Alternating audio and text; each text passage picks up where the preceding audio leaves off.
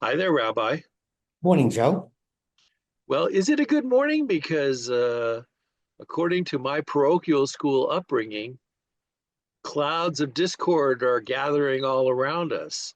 Recently, Pope Francis responded to comments made by the Vice President of the United States regarding Catholic policy, specifically the message of Order Amoris and what it means. The Pope felt obligated to explain it's not about me first, then my immediate family, then everybody else. Joe, before you go on, the structure of the Roman Catholic Church, in a sense, I've always been envious. See, we have no pope in Judaism. Israel has two chief rabbis, England has two chief rabbis, and they're political. The very fact there's two chiefs says something's political. We don't have a higher authority outside of God in Judaism. I'm a teacher, and Islam is the same way with an imam. Teacher to read the text and then present it and leave it up to individuals about following, not following, debating, discussion. But the Roman Catholic Church makes it very clear that the Holy Father speaks. Now, there's a difference between speaking out officially on doctrine and pronouncements. However, he's still the Pope and he speaks for the Roman Catholic Church. And that's why I'm fascinated by Roman Catholics who are teaching the Pope what Jesus really meant, or what the Roman Catholic Church actually meant. It's fascinating, Joe.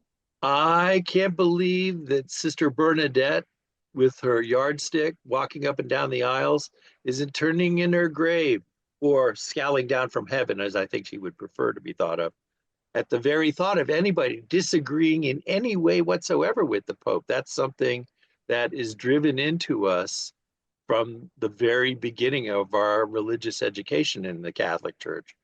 And this is all just a modern method of handing down the original words of Jesus to St. Peter.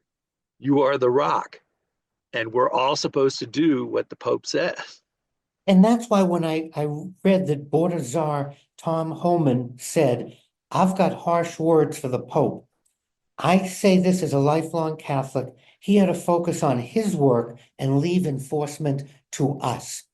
And not just to say that to the Holy Father, but also on what he's talking about. The Pope isn't criticizing the district for getting rid of right turn on red. The Pope isn't criticizing traffic patterns or how stupid roundabouts and rotaries are. He is directly addressing a teaching of Jesus, and he's directly speaking as the Pope.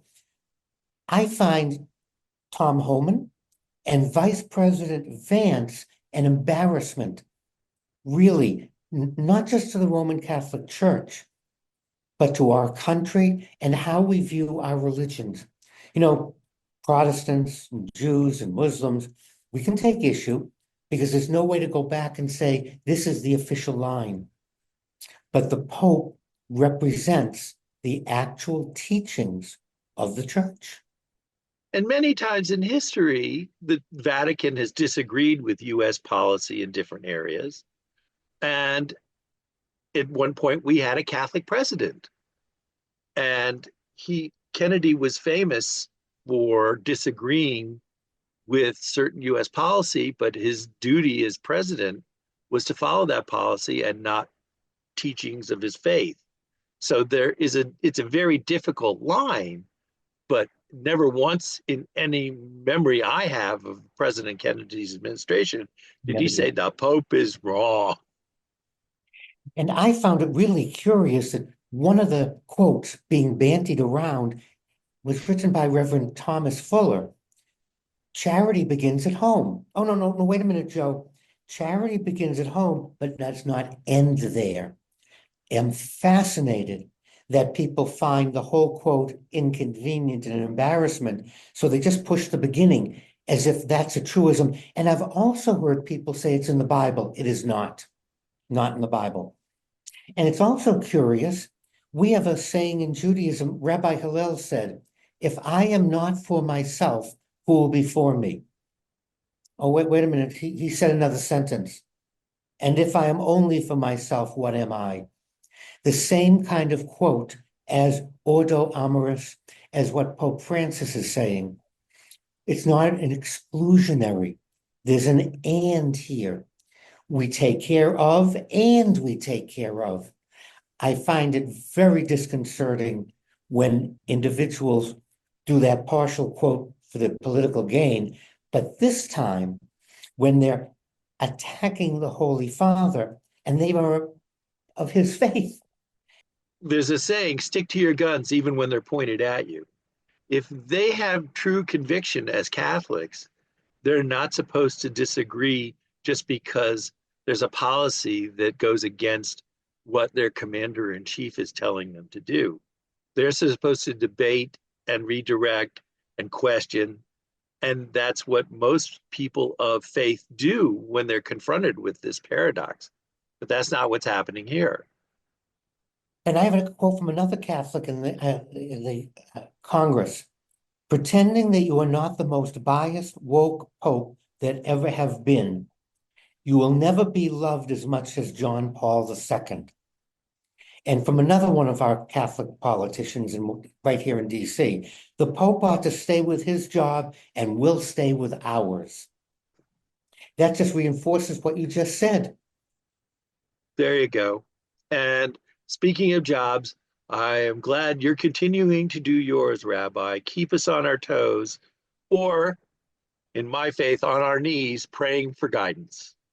You know, I can't close without two quotes from the Sermon on the Mount. No one can serve two masters. Either you will hate the one and love the other, or you will be devoted to the one and despise the other. You cannot serve both God and money. Now, the very end of the Sermon on the Mount, and I think this is what Pope Francis was thinking when he turned to the border czar and our vice president. But everyone who hears these words of mine and does not put them into practice is like a foolish man who built his house upon sand. The rain came down, the streams rose, the winds blew and beat against the house, and it fell with a great crash. Even those of us who are not Roman Catholic can look towards the Pope as representing and as teaching, but particularly those who are Roman Catholic. Your duty, your obligation is to listen to the Vicar of Christ.